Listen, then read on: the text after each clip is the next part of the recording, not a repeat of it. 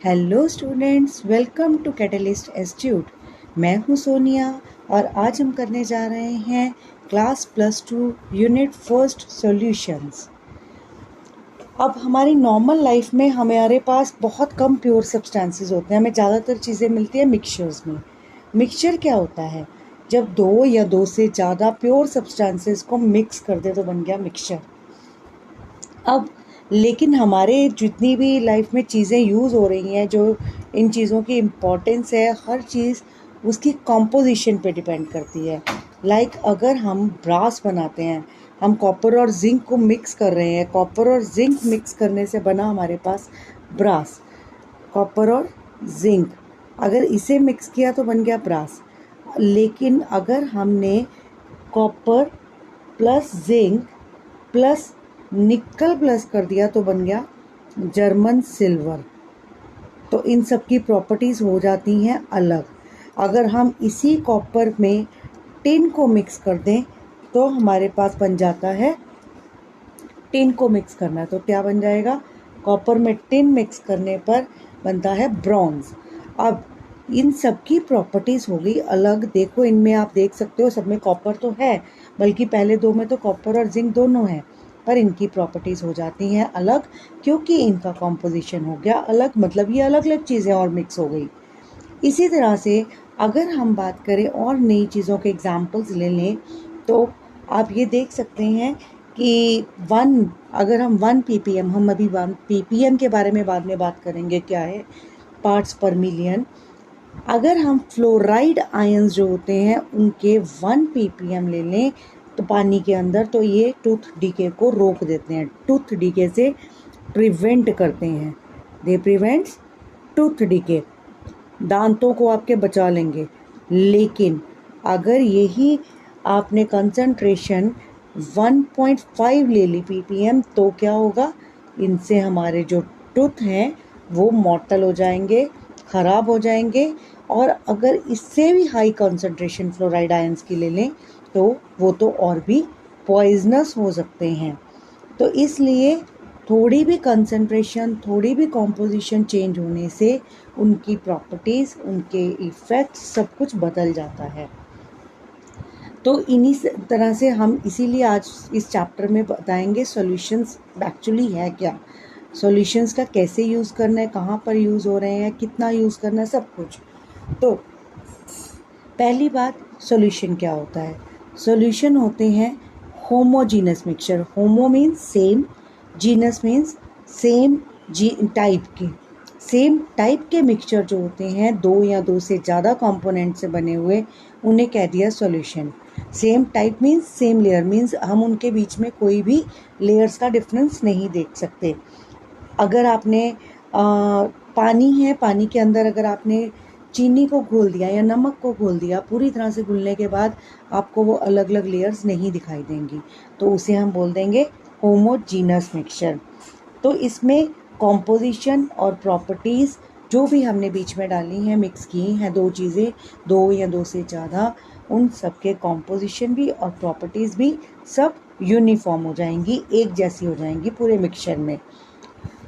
तो जो ये सॉल्यूशन होते हैं, वैसे तो दो से ज़्यादा भी उनमें चीज़ें हो सकती हैं, और लेकिन अगर उनमें दो ही कंपोनेंट हों तो उन्हें हम बोलते हैं बाइनरी सॉल्यूशंस। और अब हम इस चैप्टर में करने वाले हैं इन बाइनरी सॉल्यूशंस के बारे में। तो ये बाइनरी सॉल्यूशंस में दो कंपोनेंट्स होते हैं। वो कंपोनेंट्स कौन से हैं?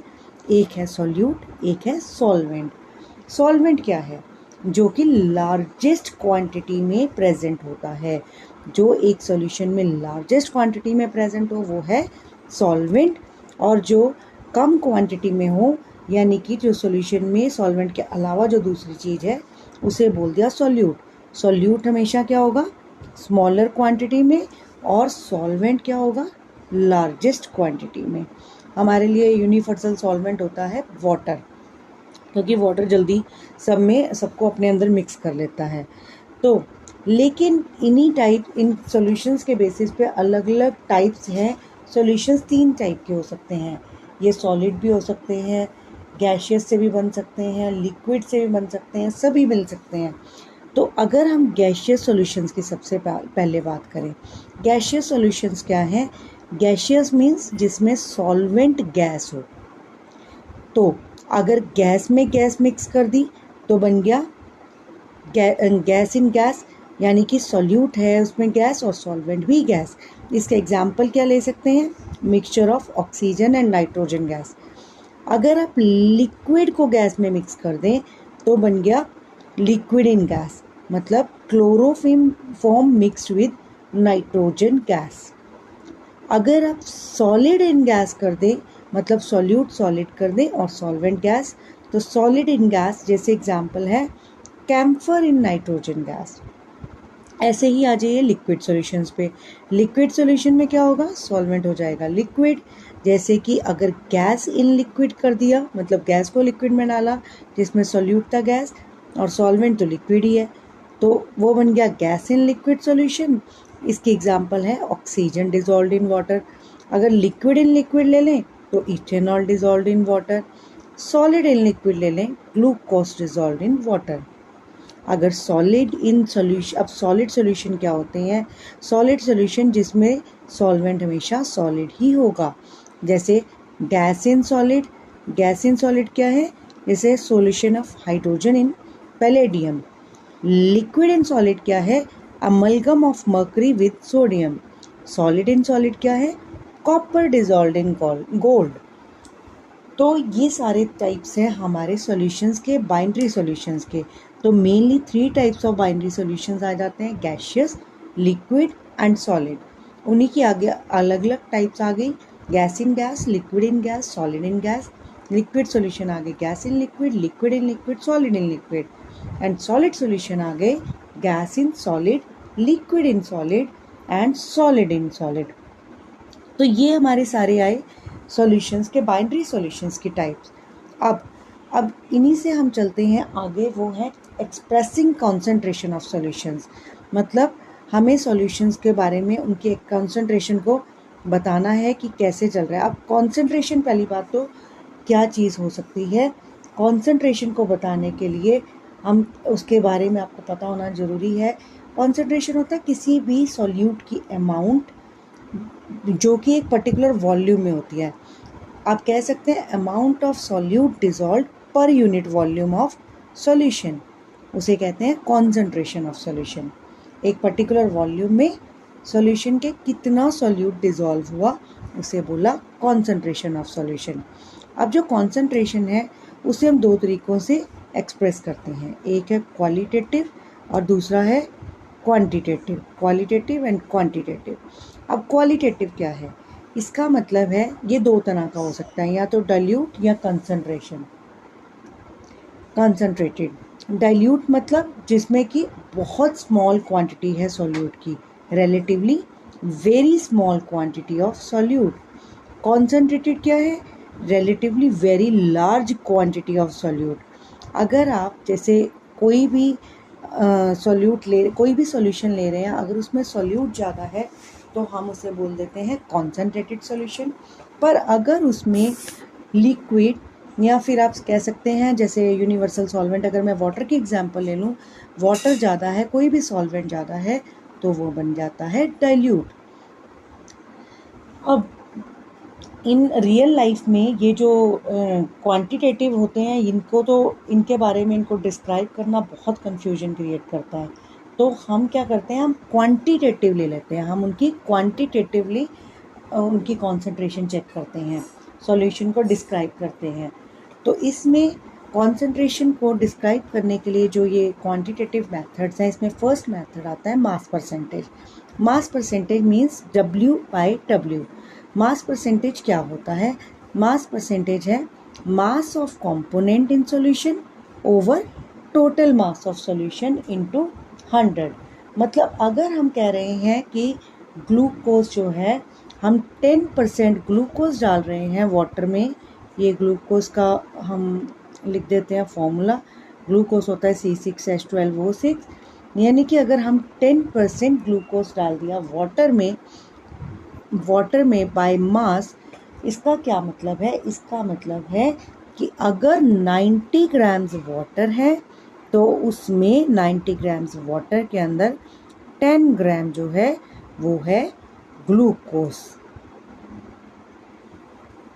ठीक है जी। तो ये आपका हुआ मास परसेंटेज, जो आपको बता रहा है कि 90 ग्राम जो था वो 10 ग्राम ग्लूकोज जो था वो 90 ग्राम वाटर में था और टोटल बन गया था 100 ग्राम सॉल्यूशन।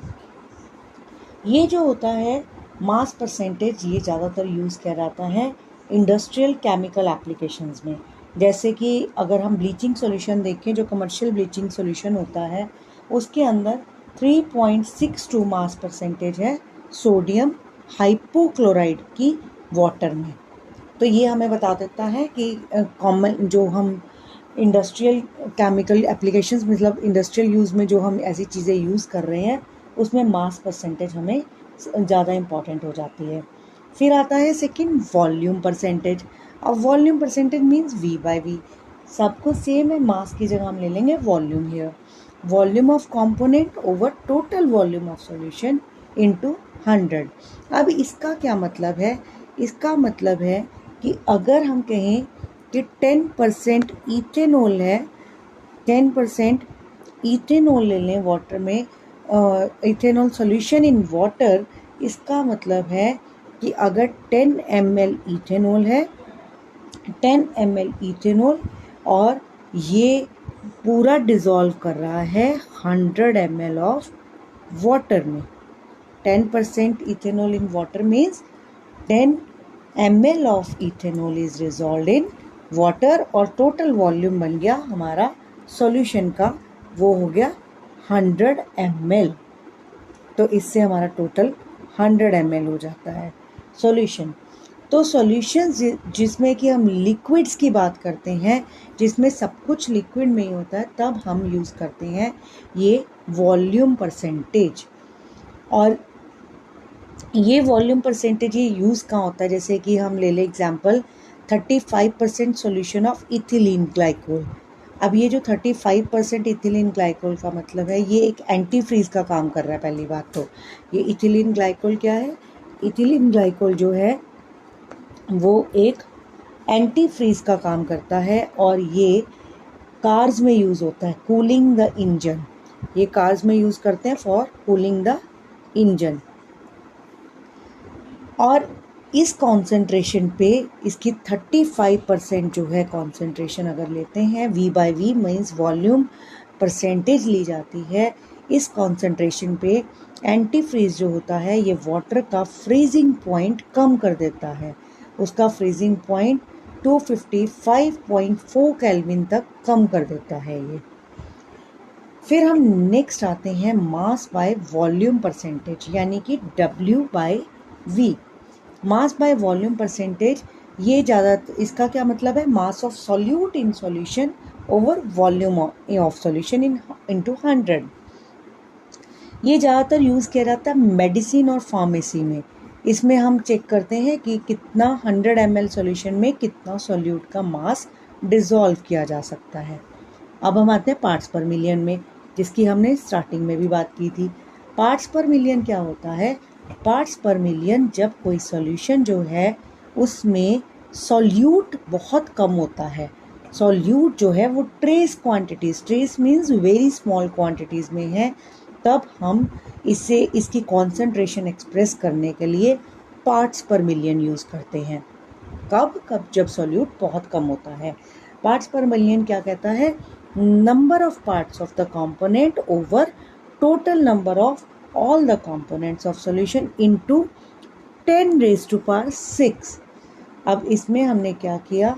हम देखते हैं जो concentration in parts per million है, इसमें हम 10 raised to power 6 ले रहे हैं, यानी कि इसमें हम बहुत ही थोड़ी सी जो पार्ट्स पर मिलियन मीन्स ये मिलियन का पार्ट हो गया है, तो हम इसमें एक छोटी सी क्वांटिटी भी आराम से निकाल सकते हैं। जैसे कि हम कह रहे हैं कि पॉल्यूटेंट्स की कॉन्सेंट्रेशन वाटर या एटमॉस्फेयर में हमें पता करनी है, तो हमें थोड़ी से थोड़ी भी पता करनी हो तो हम उसे ppm की फॉर्म में पता कर सकते हैं।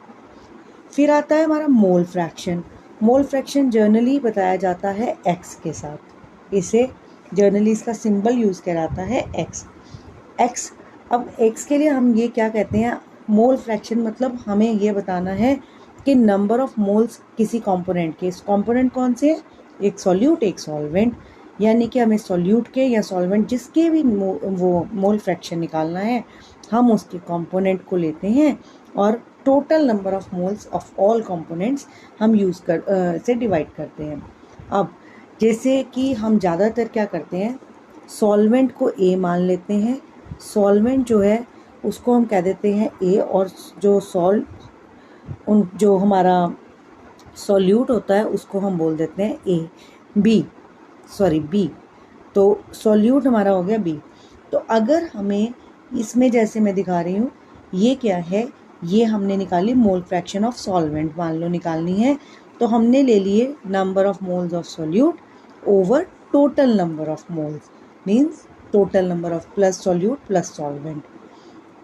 अगर यही हम कह दें आई नंबर ऑफ कंपोनेंट्स है, मतलब कि ज़्यादा भी हो सकते हैं, अगर ये तो हम बाइनरी सॉल्यूशन कर रहे हैं, अगर ज़्यादा हो तो हम यहाँ पर जिस भी हमें नंबर निकालना है कंपोनेंट का, मान लो आई वाले का निकालना है, तो ऊपर हम number of moles of that I component ले लेंगे और नीचे टोटल नंबर ऑफ कंपोनेंट। ये सिग्मा ये शो कर रहा है सम अप का साइन, कि यहाँ पर सम कर देते हैं सारों का।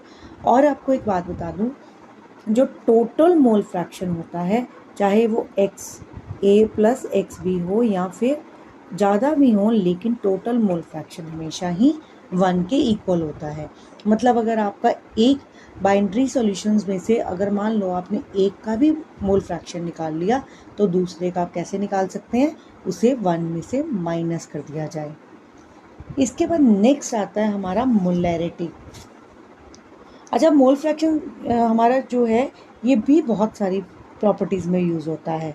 ये जैसे वेपर प्रेशर होता है, किसी कॉन्सेंट्रेशन के साथ हमें वो निकालना है, और हमें काफ़ी सारी गैशियस मिक्सचर की कॉन्सेंट्रेशन के उनके बारे में पता करना है, तो उनकी कैलकुलेशंस करनी है, उन सब में ये बहुत हेल्पफुल है। फिर उसके बाद आती है मोलैरिटी। मोलैरिटी क्या होती है, मोलैरिटी है number of moles of solute dissolved in volume of 1 litre, volume of solution in litre. अगर हम ये इसमें बोल रहे हैं, ये इसके एक्सप्रेस करते हैं कैपिटल एम से, इसका सिंबल है कैपिटल एम, और इसके लिए हम जो यूनिट यूज़ करते हैं वो है मोल पर लीटर या फिर सिंपली कैपिटल एम। मान लीजिए हमने बोला 0.25 मोल पर लीटर या फिर कैपिटल एम, कुछ भी कह सकते हैं, इतना सॉल्यूशन लिया NaOH का। अगर हमने इतना लिया है सॉल्यूशन NaOH का, इसका क्या मतलब है, ये हमें बता रहा है 0.25 मोल्स जो हैं NaOH के, वो ऑफ NaOH ये डिज़ोल्व हो रहे हैं 1 लीटर ऑफ जो भी सॉल्यूशन है, चाहे वाटर है या कुछ भी, ये डिज़ोल्व हो रहे हैं इन 1 लीटर ऑफ सॉल्वेंट। तो हम ये 1 लीटर ऑफ सॉल्यूशन, तो हम इसमें कह सकते हैं number of moles of solute over volume of solution in litres. इसी तरह से आती है मोलैरिटी। इसमें और मोलैरिटी में ज़्यादा एक ही डिफरेंस आता है, उसमें हम लेते हैं moles of solute over volume of solution. इस मोलैरिटी में हम लेते हैं मोल्स ऑफ सोल्यूट, ये तो सेम है, लेकिन mass of solvent in kg, इसमें हम ले लेते हैं mass of solvent instead of volume. हम वॉल्यूम ऑफ सॉल्यूशन यहाँ हम लेते हैं मास ऑफ सॉल्वेंट, और वो भी kg में। इसका क्या मतलब है, इसका मतलब है कि अगर हमें 1 मोल जो है पर kg कहा गया, इसे हम जनरली एक्सप्रेस करते हैं स्मॉल m से, और स्मॉल m कुछ भी हमें दे दी गई यूनिट, तो इसका क्या मतलब ऑफ KCl, इसका मतलब क्या हुआ कि 1 मोल जो है KCl का 1 मोल यानी 74.5 ग्राम्स इसका मास है ये ऑफ KCl, ये किस में डिज़ोल्व करेगा, ये 1 kg ऑफ सॉल्वेंट, या अगर हम वाटर की बात करें तो वाटर में डिज़ोल्व कर रहा है। ये जितने भी मेथड हैं कॉन्सेंट्रेशन को एक्सप्रेस करने के लिए, इनकी कुछ फ़ायदे भी हैं, कुछ नुकसान भी हैं, सबका अपना काम है। जो मास परसेंटेज है, मास परसेंटेज ppm है यानी पार्ट्स पर मिलियन, मोल फ्रैक्शन है, मोलैरिटी है, ये सभी जो हैं टेम्परेचर से इंडिपेंडेंट है, ये टेम्परेचर पे डिपेंड नहीं करते, इंडिपेंडेंट है। पर अगर हम मोलैलिटी लेते हैं तो it is a function of temperature, तो ये टेम्परेचर से रिलेट करता है, बाकी टेम्परेचर से कोई रिलेशन नहीं रखते, उन्हें टेम्परेचर से कोई मतलब नहीं है, तो they are not related but it's related to temperature. क्यों? मोलैलिटी में, अब मोलैलिटी जो है हमने देखा कि वॉल्यूम जो है वो तो डिपेंड, मोलैलिटी नहीं, माफ़ कीजिएगा, मोलैरिटी को करते हैं, मोलैरिटी जो है वो मिक्स टेम्परेचर पे करती है, मोलैलिटी नहीं। क्यों? मोलैलिटी में आता है मास, और मास को टेम्परेचर से कोई मतलब नहीं है, लेकिन मोलैरिटी में हमने लिया था वॉल्यूम, और वॉल्यूम जो है वो टेम्परेचर पे डिपेंड करता है।